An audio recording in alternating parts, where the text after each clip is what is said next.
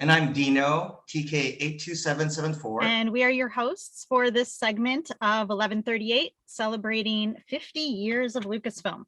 And joining us is Lee Towersey, an R2 Builders Club member with a true Star Wars style Cinderella story. So welcome to our program, Lee. Hi guys, how you doing? Okay? Doing all right? Yeah. Good. Doing good. Thanks for seeing us. It must be the time difference is a little crazy, so thanks for making time for us. That's okay. Yeah, it's the evening here in the UK and summer has started. So we've had summer today as well in the UK. So it's been a lovely day and nice. I'm just cooling down now. So yeah, it's all good. I'm glad to hear that. I want to start off with a question about just like, what was your life before Star Wars, right? So how did you grow up? Where did you go to school? And how did you get all these skills that you now employ in a lot of the droid building that you do? Okay, so, well, schooling was pretty straightforward for me because I always lived locally to where I am still living now. And I went to my primary school in a small sleepy village called Laleham. And then I went to my secondary school and that was in Shepperton, funny enough, near Shepperton Studios. And that was great years. I really enjoyed schooling and I wasn't the best. I didn't come out with many great passes, to be honest with you, in qualifications. But, you know, I really enjoyed school. I worked fairly hard, but I knew I wanted to use some skill. And at the time, computers was coming in. So I went to college to study computers for a year in Weybridge, which is not far from Shepperton. And unfortunately, I failed because I'm not the best at exams, as you're probably finding out already. But I managed to get a computer job looking after the IT system within a steel stock holding company. And I was there for 23 years. Wow. And over that period of time, during my schooling and while I was working for the steel stock holding company, I was always into making things. So from like Lego, there's a Lego R2 here, of course, through to, you know, I was into remote control cars, boats and planes, which I always built myself. I didn't buy the, you know, ready-made cars. I was always looking for the kits to make and then drive them around. And I used to actually have more fun the actual making than I did the actual using the, you know, the remote control thing when I'd finished it, especially planes, because I had a good habit of crashing them. So the build took a year and then it took seconds to destroy it. So that was a short-lived hobby, that was. But yeah, so I've always been into making things and, you know, that was definitely my passion. And my mum and dad always said, you should get a job building things. You know, you need to use your hands. You're quite skilled with your hands. Why don't you try and look for that? So IT was good to me for 23 years, but I was made redundant at the perfect time because that's when Star Wars came along. Gotcha. So you joined the R2 Builders Club in 2007, was That's it? correct. Yep. So you were like a complete beginner to the astromech building hobby. Indeed. Yes. Yeah. As I see your two droids here as well. So yeah, you'll know all about the wonderful clubs that there is out there, you know, astromech.net. It used to be a Yahoo group in my time, and it moved over to astromech.net eventually, which is still running to this day, which is a wonderful source of information and parts and assistance from builders and so on. And yeah, so that's where it all started for me, looking for something new, remote control to build. I've done the cars and the boats and the planes, and I found the R2 Builders Club. So yeah. And about how long did it take you to build your first droid after you joined the club? 2 years. So yeah, I was looking Christmas 2007. I found the club and I finished in 2009. So yeah, it was a 2-year build. Lee, I'm pretty new to all this. I'm probably like 3 years in, and so I'm sort of like in that position where there's so much information already. Whether I wanted to build, you know, a center frame wood one, or if I wanted to go aluminum, the information was all there. What was it like in 2007 and the times when it was like so early and there was just so much research still going on? Yeah, I was fortunate. It was pretty good then as well. We had the options of the styrene builds and the wooden frames and so on, and the aluminium parts as well. But back then we used to have to wait for parts a lot longer. So now we're sort of, I find that some of the builders are a little bit impatient. You want everything yesterday. You know, you suddenly need some legs and you decide which way you're going to go, because it depends what your skills, where your skills lie. Some people are happy to make their droids out of styrene. And that can be laser cut, ready made for you to just assemble, or you can cut them by hand. Then you've got wood, of course, and also you've got aluminium. And usually the aluminium builds, the part runs on the forum are usually manufactured by somebody else who make these batches of laser cut skins or legs and so on. But they only come now and again. For example, aluminium domes. I know there's a shortage of domes at the moment, and people are anxiously waiting for Cole and the guys to do their 300 mil, hydroform dome, because there's none available at the moment. So you have to wait patiently, and you may be nearly there with your build, and you're just waiting for the dome to come along, and maybe your funds aren't in place as well. So you have to wait for when you can afford to buy these things, and then the run may come and go, and like, oh no, I've missed it. So in those days, in my time when I was building, the runs were few and far between. So some parts, it took me 2 years to build because I was waiting for parts for so long. So I could have probably done it in half the time, but it was a lot of it was waiting for parts. Now, however, thankfully, there are some people that are stocking a lot of parts. They have to finance it themselves. There's no taking the money in advance. Like in my day, you had to pay up front and still wait a year for your parts to arrive. That was frustrating, which no longer happens. When you pay for your parts, they're in stock. I know we snagged another aluminum dome. We hadn't really planned on making I'm trying to start off a C3PO, but we'll see what happens to that. Yeah. Good companion. That's makes sense. But it's bizarre because, what an achievement that you two have built astromechs, amazing. They look stunning. But we then go and build more. What's that about? I don't know many builders that just build one astromech, which causes so much heartache and, money, expense as well, of course. It can be expensive. And they then go down that hole and build more. So it's amazing. Amazing. I was talking to a friend, Todd, and he's saying that because he hasn't stopped, he keeps on making. And it's because I'm realizing this for myself too. The fun is in the building. And when you're done, you're like, oh gosh, I'm done. So it's like I still try to find what can I sneak in there and what can I do in there. Exactly. But definitely I know that feeling. Like there's a pang for like more. Like once you're done, you're like, well, what's next? Definitely. But the thing is, obviously we're coming through lockdown now, hopefully, and we're going to be getting to more Comic Cons. Then it gets good again. Once you can start taking your astromech to events and you see the reaction from people, and they are blown away, where did you buy this? No, we didn't buy it. We built it ourselves. And like people are like, what? So then that's a even bigger payback, I always think. And you do forget that from time to time, until you talk about it or go along to an event and like, yeah, this is why I build a droid. This is great. Yeah.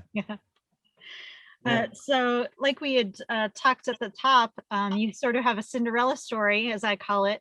So why don't you tell us about how you went from being a hobby droid builder to being a Lucasfilm employee? Indeed, yeah. So in 2009, when I finished my build, there was only a few R2-D2s in the UK, myself and Oliver Steeples being two of them. And apologies to anyone else if they did have an R2-D2, but I don't remember any other R2-D2s at that time. So whenever Lucasfilm needed any promotional work done here in the UK, they used to come to myself and Oliver. So we were on the radar pretty much, within a year or two. We were quite well known and we became the go-to guys for R2-D2. And we got to know Mary Franklin very well, who used to work at Lucasfilm. Yeah. And an amazing woman, she's still got a soft spot for the fans. I know she has. And, she used to do so much for the fans. She was fan relations anyway, but she was so, proactive in getting the fans involved. And we ended up doing a TV advert, for a big electrical store here in the UK. And we got some really cool jobs. And eventually Oliver was at Celebration in Germany in 2013. And unfortunately, I wasn't there, but he cheekily went up to Kathleen Kennedy, who was also there, with the announcement that Disney were taking over and making new films. And he just, nonchalantly said, if you want astromechs being built for the films, surely we're the guys to come to, and he was generalizing the R2 builders in general. And with 3 months later, I think it was, the production team were around Oliver's house, making sure he's for real and seeing what he's about and seeing his workshop and his, again, collection of droids, because it wasn't just the one astromech he had. And because of our work together, he got me involved. Some of the UK builders were involved as well. We had a few meetings, and he let a few of the people on the committee know what was going on. And next thing, we were at Pinewood Studios, and it turned out to be an interview. And we were told at the end of one of the interviews that we'd got the job, not really knowing that we were going for a job. We guessed, we speculated when we were talking to the other R2 builders as well. We speculated that surely they're going to use us just as consultants, maybe, or wouldn't it be amazing if they wanted to hire our droids in and use our droids? That would be really cool. But no, they wanted to build them. So Oliver and I started in the workshop. When we were given the job, we had to wait quite a few weeks again. And I just thought, this is a joke, this can't be real. And then we got an email with a start date. We were welcomed by everyone in the workshop. We were in the creatures department, and we ended up being there for about 18 months, I think it was, building and puppeteering R2 on set. And we had our own workbenches and our own work area, and a team of people that were helping us as well in the mold shop and so on. And Wow. it still makes my hair stand on end when I tell the story myself, and that was 8 years ago now, coming up to 8 years now. I've been at Pinewood Studios. That's amazing. I had a quick follow-up to that question. So obviously a lot of the art droid work that you've done was of the remote control variety, being that that's the work that you've done coming into that. But obviously some of the droids that were puppeteered in the movies, some were run by people inside them, right? And so how did you adjust your understanding of droids, and what were the things that you learned through that process? Yeah, interesting. So that came a bit later on for me, because Oliver and I worked on The Force Awakens. That was obviously our first film.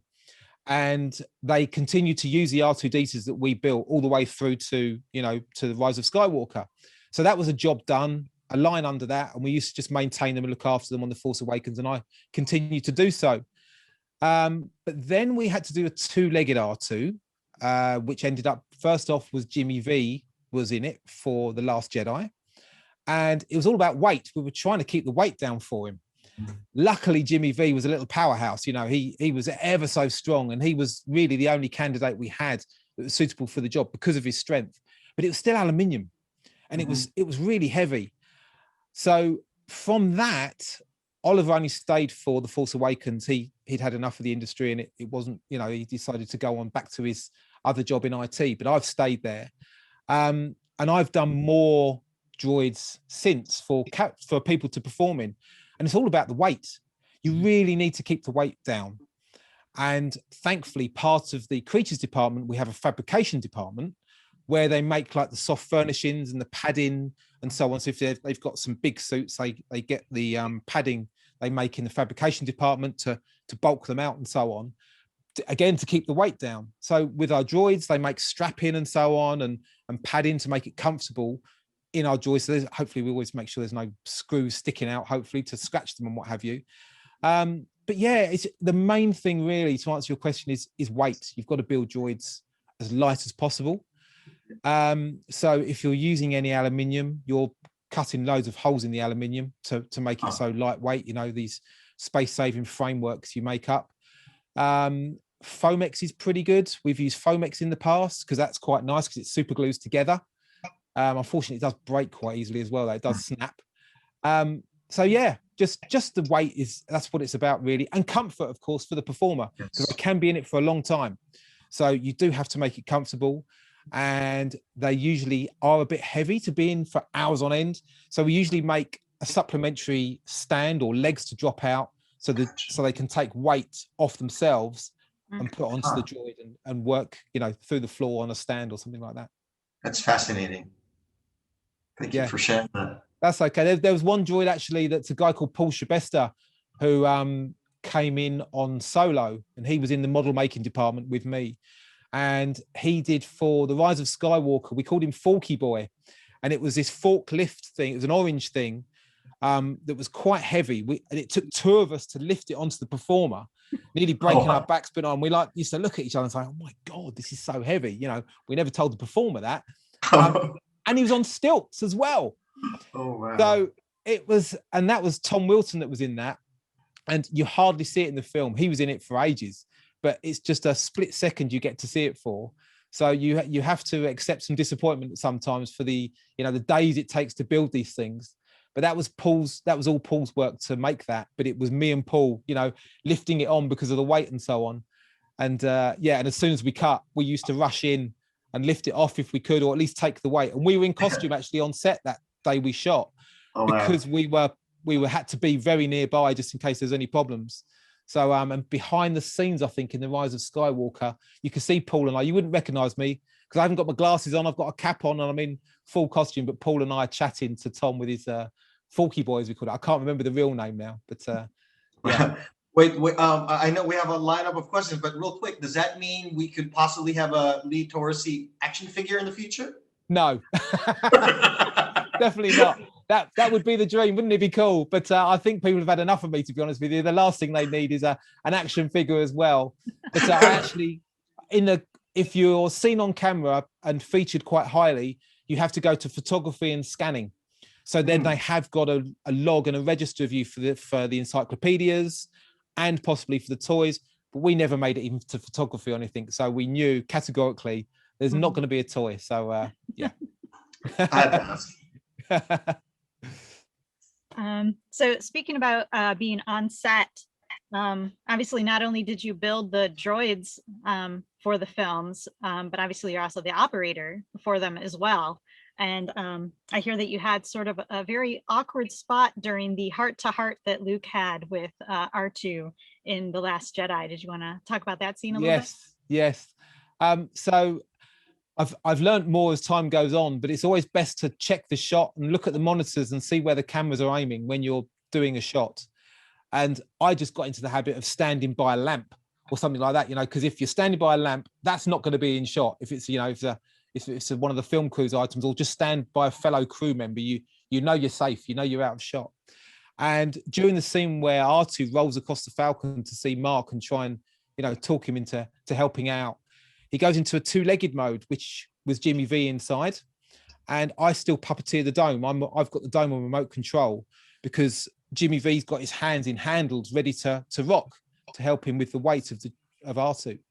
So I was performing the dome. I had to do an eye line. So he had to rotate the dome for the holographic message from Princess Leia to repeat that. And to help me with the eye line, I lay on the floor. So I was laying on the floor between Mark Hamill and R2-D2 for the scene. It was quite awkward, but Mark was happy. I had to make sure I just didn't touch him at any time, and put him off and just put him off his lines or what have you. But that was quite surreal. And when we shot that scene at the time, I thought this is amazing, and it was when it was shot actually before we lost Carrie. So it was quite a poignant moment, even more so when the film came out, because by then we had sadly lost Carrie. And we'd shot that already. It was thankfully always going to be in the film, but it was still a nice nod and to see that kept in the film. And it was a special moment for me. One of my favorite scenes with R2, that is for sure. Did you have any other memorable moments from any of the other films? So there's lots of great stories, and most of them involve R2, to be honest with you, being such an iconic character. And there's a lot of Star Wars fans on set anyway. A lot of them have written to George Lucas when they were kids and, are fanboying out when they go on the Falcon and what have you. And when R2 rolls onto set, you just see everybody melt. They're still on an amazing set. We may be on a rebel base at Greenham Common with X-Wings around us and stuff like that. But then R2 rolls out and people are like, oh my God, we are in Star Wars. This is R2-D2. So, that's quite a proud moment. That always is quite magic. And I've had to drive R2 up and down the ramp of the Falcon as well, which neither shot was seen, unfortunately. So they were quite iconic scenes which we shot, which sadly weren't seen, and quite tricky. The one up the ramp I had to do at an angle, and as you guys may know, with your eye lines on R2, if you're straight onto him, then it's quite nice. If he's coming towards you, it gets a bit trickier because your controls reverse. But then if he's going away from you and you're sideways on, and you've got to fit in through a gap, you've only got an inch either side on the Millennium Falcon ramp for R2's foot width. Oh wow! So it's really tight. But thankfully, I hit it every time. I hit the mark, and I managed to get up the ramp we had a stunt crew at the top of the ramp, because the internal of the Falcon, when it's the external shot of the Falcon, the internal is just scaffolding. That's all it is. Oh. There's no interior. It's just a scaffolding framework. So we had a stunt guy roped up at the top of the ramp that was catching R2 when he was out of shot and hanging on to him. And then as soon as they shouted cut, I had to run up the ramp and just take it off the guy and, you know, just reverse it carefully down. And Anthony Daniels was on set and he seeked me out. He came and found me and was about halfway through the take. So we did about 6 takes. So by about the 3rd take, he came and found me and complimented me on my driving, which was nice. But that was all to do with the motors as well, really. You know, the prequel guys and you know, the other films, they had trouble, but it was the antiquated electronics. The way electronics and motors have improved over the years, that was partly helpful to it. You know, Matt Denton and Josh Lee of BB-8 fame, they helped with the motors on R2. So yeah, that was quite a magic moment. And actually, Neil Scanlon, my boss from the creatures department, he was sitting next to me while I did the shot as well. So he was making me nervous as it is. But then once Anthony came over, that was like, thanks for that, Anthony. That really does help. So yeah, good old Anthony. And then actually for the Rise of Skywalker, we had R2 coming down the ramp. You only see him at the bottom of the ramp, but he actually was driven down the ramp. But it's at such a steep incline, you've got no control over R2 at all. Yeah. So thankfully, the special effects guys, they set up a rig that bolted to R2's feet, and it had a track down the ramp on a rope. And then, again, I was doing the remote controls just to try and slow it down a bit and do the head movement. Yeah. But there was a guy literally hanging onto a rope, gradually feeding him down the ramp. So that was quite fun as well. And we had Yornis up there as well as Chewie, because he came down the ramp with R2, and he was messing about with R2 between every take. And at one point he knocked off the holoprojector. Oh no! The top holoprojector, and I'm like, Yornis, you've broken it. Don't touch R2. He's always up to mischief, Yornis is, you know, as you would expect from Chewie, I guess, you know. And sure. So that was a quick fix moment, but yeah, that was good fun. You mentioned how Neil Scanlon's your boss in the creature department. I was curious if you had got sort of pulled over to anyone else's workbench and asked to help with any non-droid things, and if you thought that was, you know, a unique experience. Yeah, funny enough, on Andor, I'm working on Andor at the moment. Okay. And the vehicles department, funny enough, asked me to help them recently, and they just had I'm not going to give anything away here, I don't think. So no spoilers here, guys. Don't worry.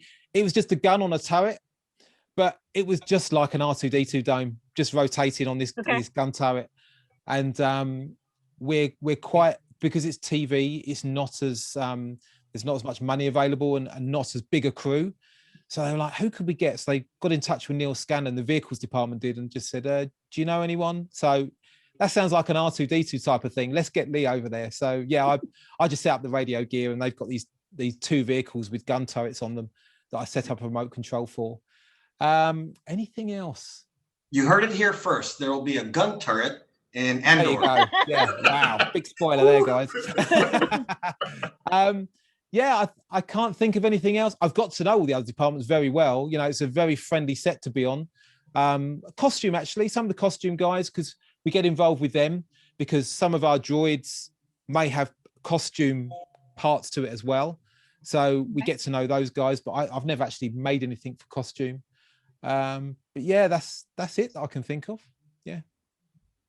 Are there, obviously you've worked with lots of other droids other than an R2 in the movies. Are there any favorite moments regarding the other droids you worked on, maybe the ones in Solo and whatnot?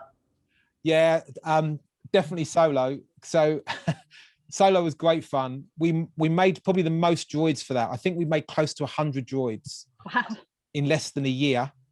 Some were duplication, so we're cheating a little bit here, and we brought mouse droids back, and we got 3 mouse droids. So we soon get crunched through those numbers, you know. But there was a lot of droids, and there's only ever 4 of us in the workshop in the model making team. So you know, it was quite a small crew, and that's when Paul Shabester started, who's still working in the model shop now. Keep mentioning him, but he is a genius that people will get to know sooner or later, I'm sure. He's an amazing talent, a young guy. And then there was Waldo. A guy called Greg, So yeah, that was the main four, but we had some other people guesting in and out. We made so many droids. One of the moments was when L3 releases all the droids from the control room and is releasing all the restraining bolts. And it was absolute chaos because we had sparks going off. We had loads of droids on set. We actually set one droid on fire, a small mouse droid that was specially made for Silent. It wasn't the normal black mouse droids, but it was a different mouse droid that Paul Shabesta created, funny enough. We had these squibs going off. We had special effects guys had these paintball guns with these, I forgot what it's called now, zirconian balls or something. They exploded on impact. There was these little glass balls. So there was these paintball guns going off that they were shooting. And it was a closed set. It was a 360 set. And the camera was shooting down a doorway. And we weren't allowed on set because we would have been in shot. So we were hiding in the control panels. We were hiding behind the control panels. We were hiding behind the camera. And as the camera came back, we were having to run out of the tunnel, even though we were still trying to perform. It was absolute chaos. But it was one of the best few days on set because of how chaotic it was and the amount of people involved and the amount of puppeteers we had, you know, some of the iconic puppeteers that everybody will know. It was just such fun. Sadly, again, you know, a lot of it ended up on the cutting room floor. Actually, at one point, Warwick was in DB, I think it's called, the droid is. And this is one of the droids that we made that he had to wear. And we all had to escape down this corridor. And it came to a point where we were all out of sight. We couldn't see where the droids were. We were told cut. And Warwick, bless him, was pinned against the wall by a load of droids. And he had this little top hat thing on the droid, and the top hat had popped up as though someone had got a bean can and squeezed him, bless him. But Warwick just found it hilarious. You know, Warwick is is such a laugh. You know, he's going for a laugh all the time, and he took it. He wasn't hurt, luckily. You know, and he took it in good stead. But it was a good sign to the film crew that we actually need better visibility. You know, and maybe we're trying to overachieve a little bit here. So yeah, that's a memorable droid moment for sure. That's awesome. So not only are you R2's official caretaker, but I believe you also were in charge of a very special pink lady for The Force Awakens. Yeah. I don't know if you wanted to talk about that experience, about having. Indeed. Yeah, such an honor. You know, JJ, fair play to him. I don't care what anybody says about JJ. His attention to detail and his knowledge of Star Wars is second to none. And as soon as he found out about R2 Katie, you know, he was like, instantly, got to get her over here. You know, we need R2 Katie over here. So thankfully, in a way, he didn't ask Oliver and I to build one. He wanted to use R2 KT, you know, because it was the one and only R2 KT at the time, let's face it. And yeah, so Albin Johnson flew it over to the UK and we took care of it. It didn't need any work doing on it. It was well loved and maintained before it came to us. You know, they probably checked it over, I'm sure, before it came over. And we were at Greenham Common, an iconic missile base of all things over here in the UK that had been converted to the Rebel base. And Katie was taken there and can be seen driving around in the background. Unfortunately, not by me, because I was busy looking after other astromechs at the time, including my own personal astromech, because again, JJ was kind enough to allow the R2 builders to bring some of their droids in for filming. So we had a lot of astromechs on set, and we had a guy called Steve Wright, and he was one of the mechie guys in Creatures Department. He does the animatronic heads and so on, and he actually works on Yoda as well for Last Jedi, who we sadly lost. He sadly passed away, but yeah, he was such a great guy, and he was looking after Katie, because I knew he was the, you know, if Steve was on set, you always knew you'd be all right. You know, he was always, if Steve Wright's here, we know we're going to be all right. And I gave him the controls for Katie, and he took care of her, and thankfully got her in shot as well. So it was such an honor to have Katie over here, and thanks to JJ finding out about Katie and, you know, wanting her over for sure. It's amazing. Yeah, that was very special. Any advice for people starting out droid building? I know we started our conversation about that at the top of the conversation, but what can people expect out of the community? And maybe you can talk a little bit more about the Droid Builders Club and the community that we have. Absolutely, yeah. So the Droid Builders, as I've already touched on, is such a wonderful community and has got such a great amount of information to hand for everyone. If you're thinking of building an R2 or any astromech, for the first time, it may look a bit daunting. And I did spend weeks, maybe months researching, and there was limited information then. So probably I was trying to find the information because it was hard to get hold of. But now there's a hell of a lot of information out there, which again may seem a bit daunting because, which one do I follow? Which way do I go? But it's one of the things you just got to decide is what materials you're comfortable working with. If you're quite handy with wood or plastic, styrene, or 3D printing now, which is another thing I didn't mention actually, which was a thing that wasn't even available when I was building because you can 3D print. Are yours 3D printed at all? Mine is mostly wood, resin, metal, and some 3D printed greeblies wherever I have. Okay, and what about you, Nikki? How have you built yours? This one is older. It doesn't have any 3D printed parts. We did build an R6 dome to switch out with this dome, and that one is styrene with 3D printed greeblies. Okay, so is that one mainly aluminum? This is a aluminum dome, but a wood body with styrene skins. Styrene skins. Okay, so the reason I ask, and my point is that whatever material you're comfortable working with, definitely go for that option, because once you've done a good enough job with it and you've painted it, you cannot tell what it's made out of. Exactly. So, it's whatever you're comfortable with. Do your research, spend ages researching and finding out, and get to events if you can, because sometimes you just need to physically see how things go together, and get talking to builders. We're a friendly bunch, aren't we, guys? We're a friendly bunch of people. And just do research and decide your way of building. And if you're not happy on actually manufacturing the parts yourself, or you haven't got access to 3D printer, then you can buy aluminum parts gradually and assemble it yourself. You still need a bit of engineering knowledge because you can't buy a kit. Let's face it, it's not a ready-made kit that you can just buy in its entirety. But if you get aluminium parts, in theory, and I'm pretty sure this is still the case, even if you're buying parts from different builders, they should all bolt together nicely. The fixing holes are in the same place, so they all come together nicely. And choose which design you go for. We all want to build an R2D2, but equally, it's great to see a different color scheme.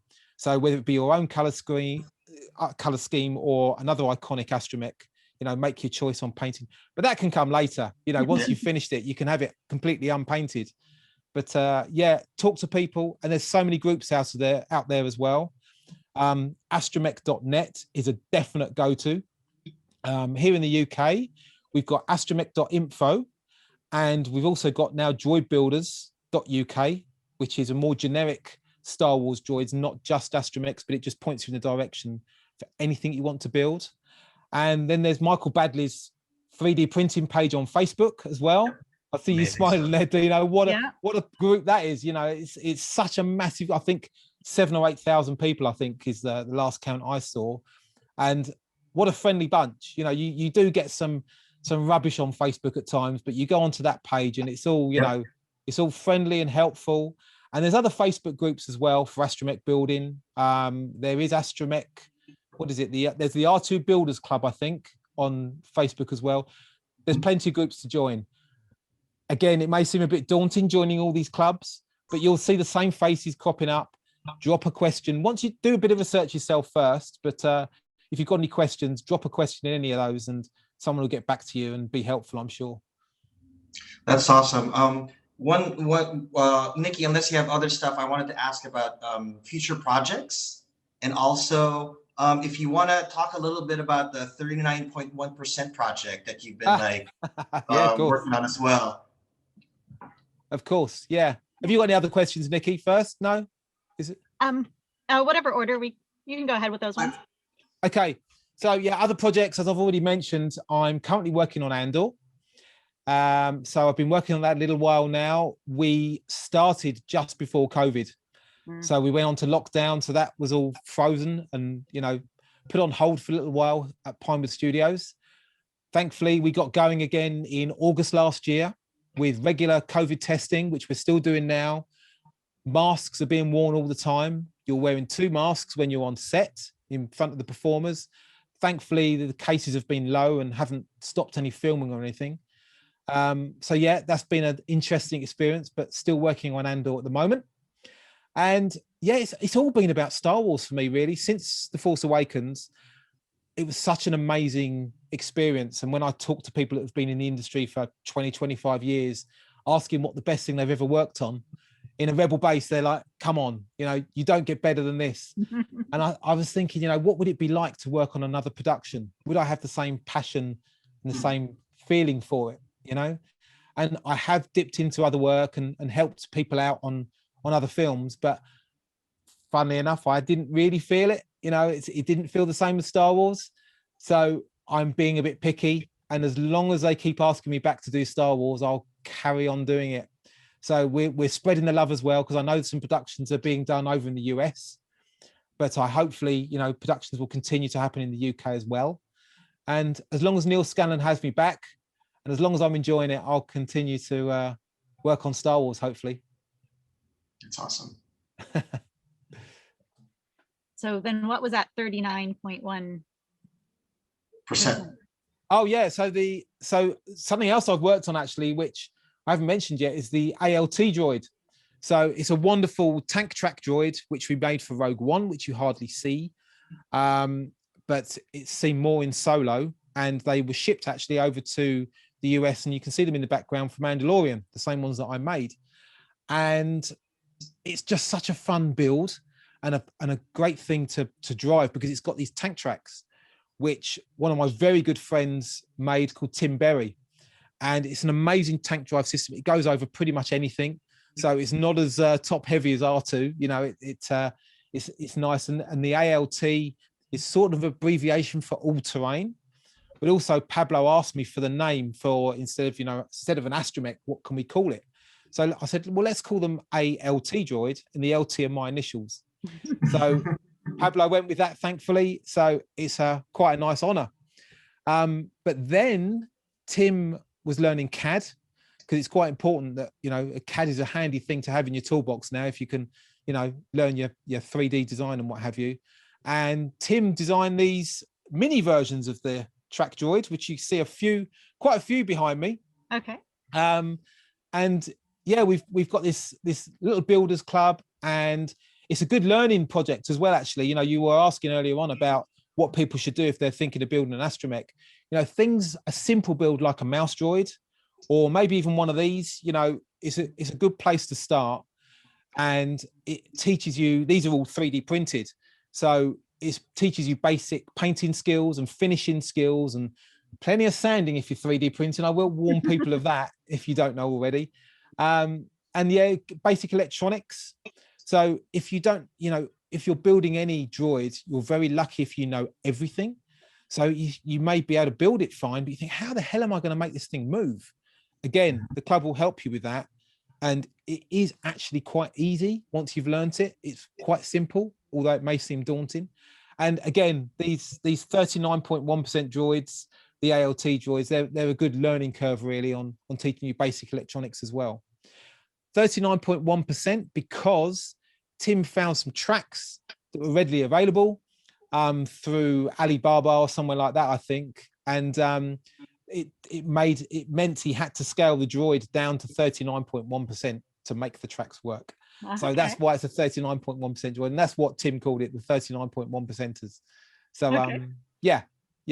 A fun little project. And the reason I've got so many is during lockdown, I've been printing these out for fun, because we're going to take them to events with a portable track, and we're going to encourage kids to race them. We've got a special lap counter and so on. So we're going to have competitions, fastest lap time and so on, and races throughout the day, hopefully to raise money for charity. We're going to suggest people maybe pay $1 or, a pound to have a go. And that's the plan. So yeah, just to encourage building really. And it's a good little fun project. And I know there's plenty of builders out there that have added that on their to-do list, that have got 3D printers and have made them. And the group, they post different types. We've got a Darth Maul one and what have you, a 3PO one, I think, and a Dalek one. So yeah, it's good fun. It's good fun. And I've actually, my ones around me are mainly racing teams. I've done a Formula One theme to take to events. So I thought that'd be the fun thing to do. So yeah, a fun little project. That's awesome. I know that the droid races, ever since my kids started going to Celebration way back in Celebration 3 in Indianapolis, the droid races were their favorite thing. Yeah, good fun. So I know that droid racing, the 39.1 percenters would be something the kids are going to love. Yeah, and the hope is that we have them at Celebration next year as well. We were going to have them at Celebration last year. We just sort of greenlit that, and then it was sadly cancelled. But yeah, so hopefully we'll have them again, because they're quite portable as well. So people that are traveling can carry them on a plane, hopefully, and be part of the racing fun at Celebration next year. Yeah, that's our one disappointment with our guy is we're on the East Coast of the US and Celebration's on the West Coast. That sucks. Yeah. So we did get to compete with the droid races at Celebration Chicago, though. That was kind of in the middle. So we were able to drive him out for that. So right. Good. That's good. That's fun. So do you still have your original droids that you built when you first joined the club? I do. Would you like to see them? Yeah. Sure. So we might have to cut this because I'm going to have to turn the laptop around, or maybe carry the laptop around with me. So bear with me. Also the microphone. Let me just. First of all, you probably saw the selection of domes I've got there. Nice. So the R2D2, that's my new R2D2 dome, which has the Arduino system in there. For those that don't know, that's with all the flaps opening and so on, and different functions and different sounds.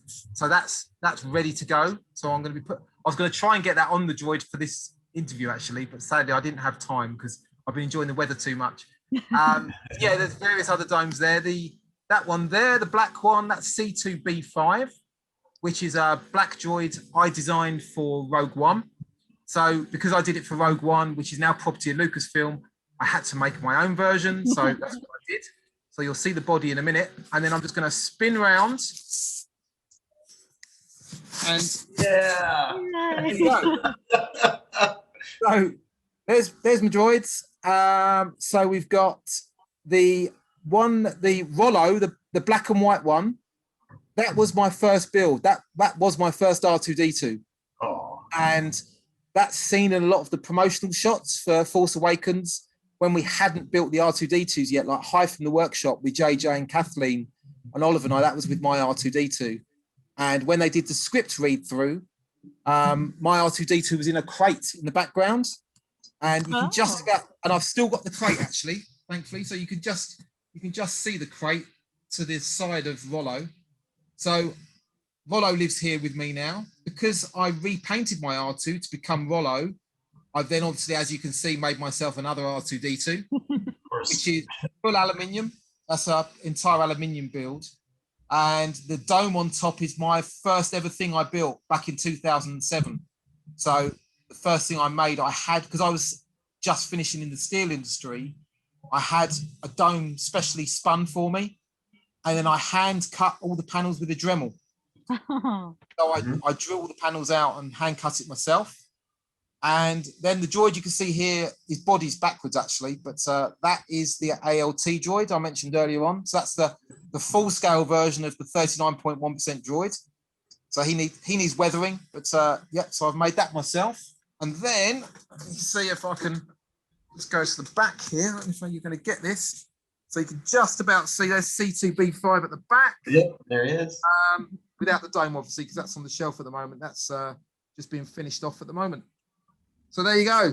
So there's my collection there. But I'll just go back to my bench now. So might have to cut again. So yeah, they live with me at home, and can't wait to get them back out again at events, really. Yeah, that's what I'm looking forward to with my guy here. He's kind of been stuck in the house. He's never been in the house for this long. Normally he's out every weekend, so we just leave him out in the van. Yeah.